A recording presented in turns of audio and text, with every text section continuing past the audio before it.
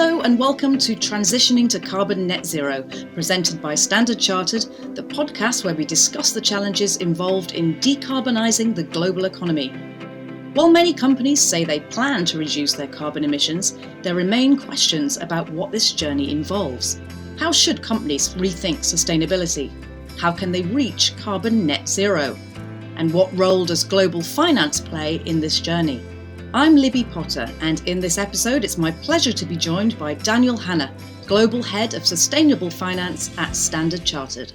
Daniel, how long have you been involved in sustainability and what motivates you in this role? I think this is one of the biggest challenges that we face. We've gone through a tremendous shock as a planet, as a people, through this pandemic over the last 18 months. But actually looking forward, I think the planet collectively has a huge challenge to avoid the potentially catastrophic impact from climate change, but also to really try and tackle the issues around sustainable development and giving people the right living standards and access across the whole markets. And there's a big challenge there. And I think I've been involved in this space for a very long time, and I've seen both, if you like, firsthand that the need in many countries for this kind of capital and investment and change, but also the positive impact that when good policy meets increased investor focus, the change that you can have to drive up living standards and growth, and also better implications for our planet. And I think one of the beautiful things about the Standard Chartered platform is because we operate in so many markets across Asia, Africa and the Middle East, where there is this potential to drive change that will lead to better outcomes across the Sustainable Development Goals, that you can really have a tremendous impact in an institution that's really focused on this and truly does want to be here for good. What do you think COVID-19 has done to society in terms of the way we think about our impact on the planet? I think the short answer is we don't know. It's too early to say what the full implications of COVID-19 are going to be, but it's obviously been a hugely challenging time for the whole planet and many of us, and clearly very devastating for the more than 100 million people who've been directly affected and those that have lost lives as a result of the pandemic. I think what it has shown is that society can make some pretty big choices and changes when it needs to. And I think from many of those that are active within, say, the climate space, it has raised some interesting possibilities around the ability to take similar action to face the climate crisis, and that society can come together to make these sort of changes that we will be required to do to change the likely trajectory of climate warming. So do you think that things will revert to the way they were? Or is this, as I'm sure everybody hopes, perhaps a sign that we could actually be at a tipping point for change? I think certainly the feedback so far has suggested it will be a tipping point. It will be that we will see some really significant changes coming out as a result of this. You know, we can sort of see that playing out both in terms of the investments that we are seeing laid into new technology to sort of accelerate that transition to a low carbon future, the commitments that we've seen from many countries around the world to be net zero, the US rejoining the Paris Agreement. So that sort of does suggest that there are signs, if you like, for some silver lining to come out of COVID, that we will see people take the climate challenge much more seriously, and I think more broadly than that, be much more thoughtful about our impact on the environment and the issues around things like biodiversity. I think one of the other interesting things that COVID has really shone a spotlight on is the whole social issues around inequality, and I think that will be a very key theme going forward.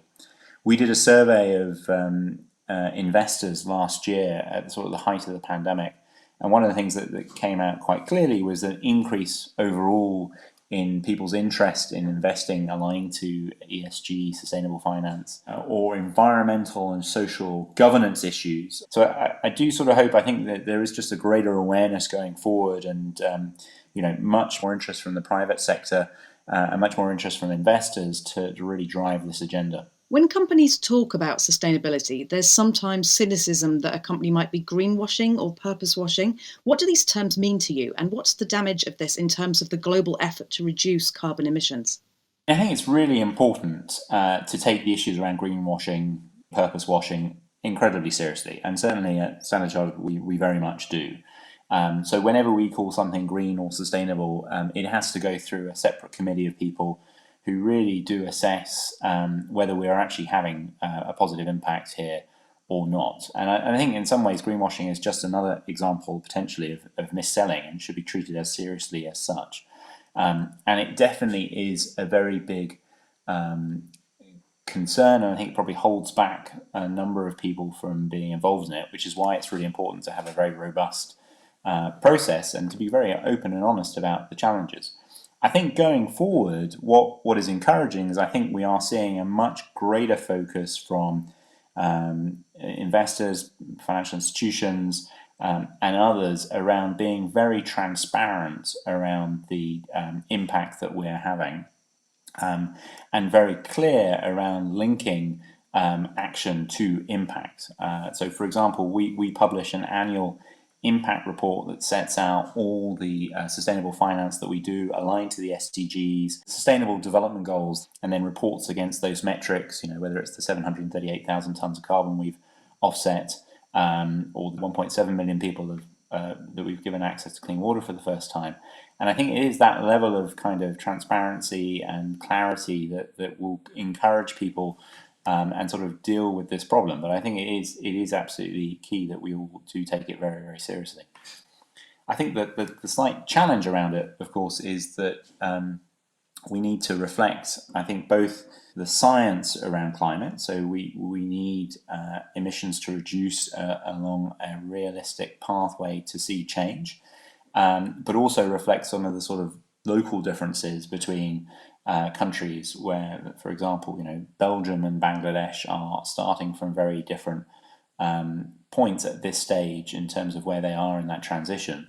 And so we need to make sure that we've got something that is able to capture the sort of scientific baseline of both, and also reflect those local challenges, but also be explainable at a global level about the link between them. So Standard Chartered have been championing the transition to net zero for several years now. But clearly, your stance has developed, it's changed. Can you describe to me how it's evolved over these years? Yeah, I mean, the bank has had a very long history of a focus around environmental and social governance issues. We set up our first sort of ESG risk team, so the team that assesses the risk of supporting clients or getting involved in projects. In 1997, we have built over a period of time to incorporate more and more focus on this in terms of all the lending decisions that we take. And then sort of building a dedicated team to look at sustainable finance solutions for our clients.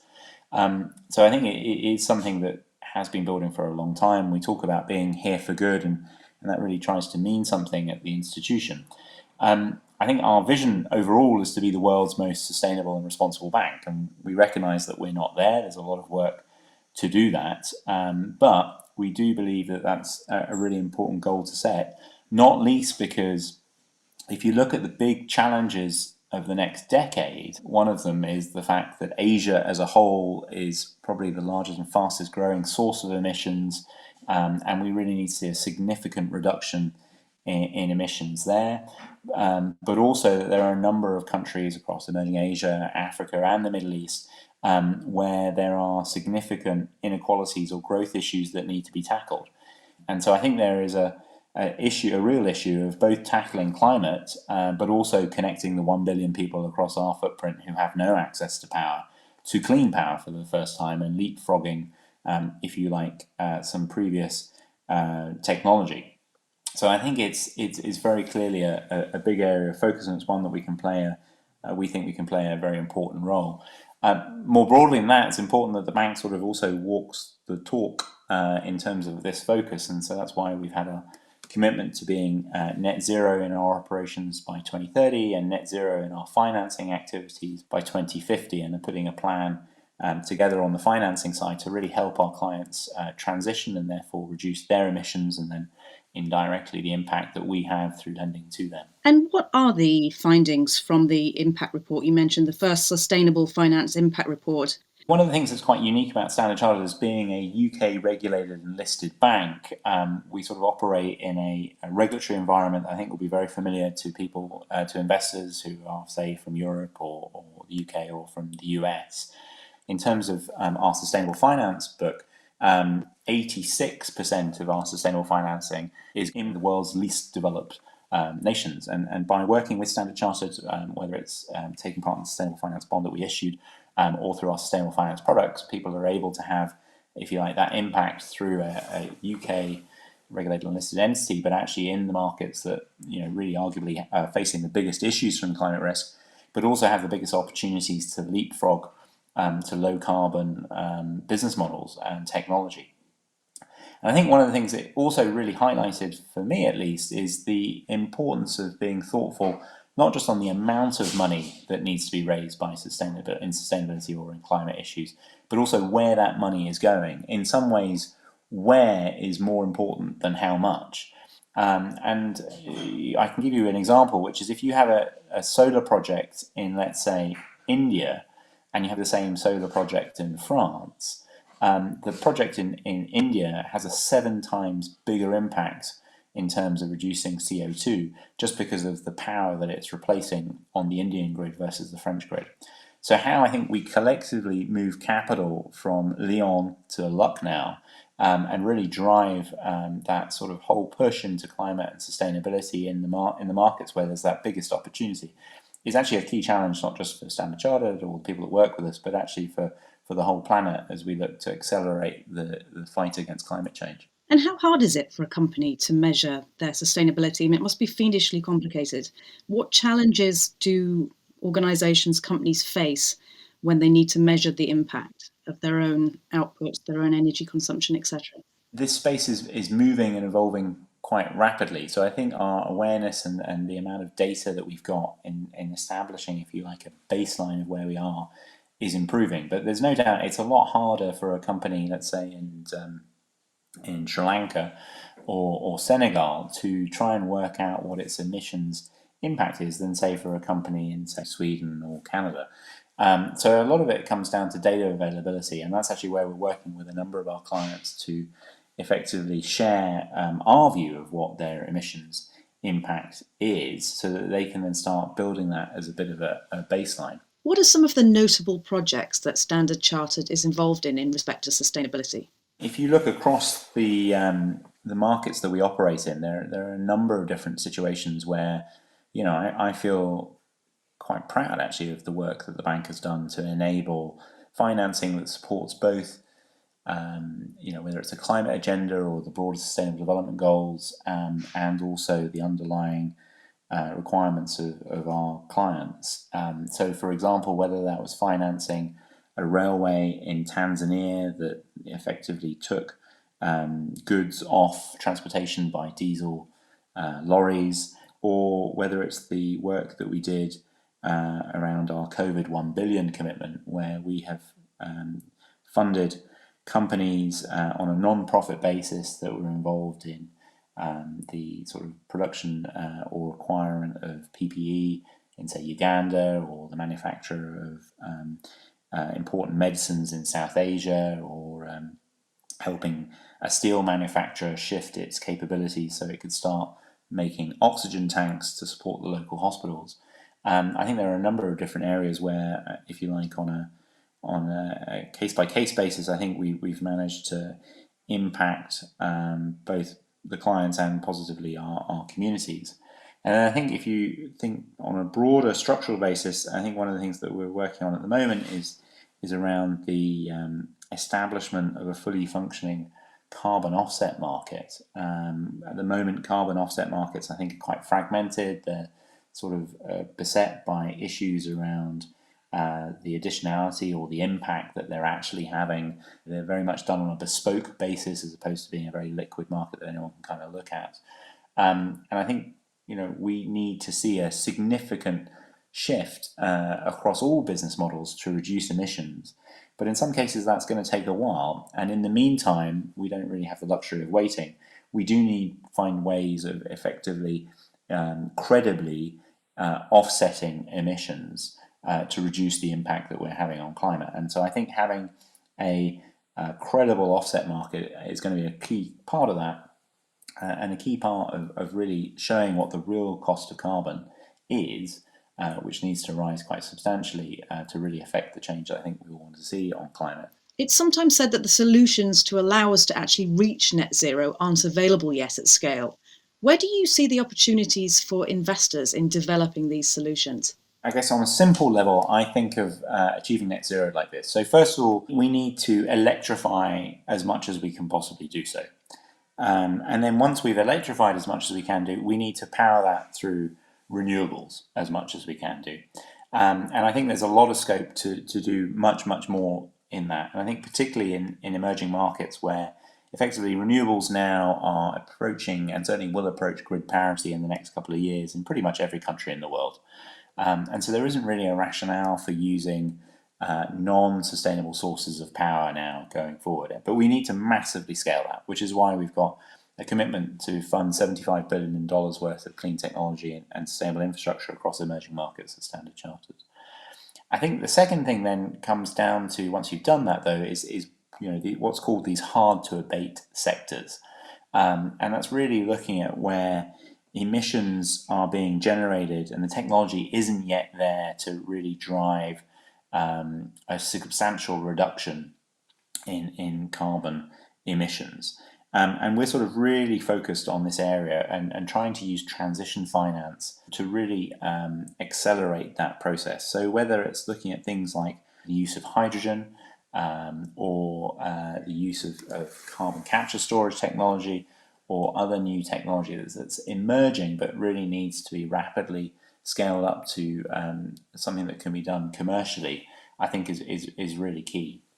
And this year we're publishing a number of industry pathways around how we think that transition can really happen, and sort of setting out what we think are the key levers and the appetite of Standard Chartered to really support with financing to accelerate that going forward. And what about belief within industries, companies? How much do you think that from the top down there is a confidence in the possibility of achieving net zero and actually having that be sustainable financially for them?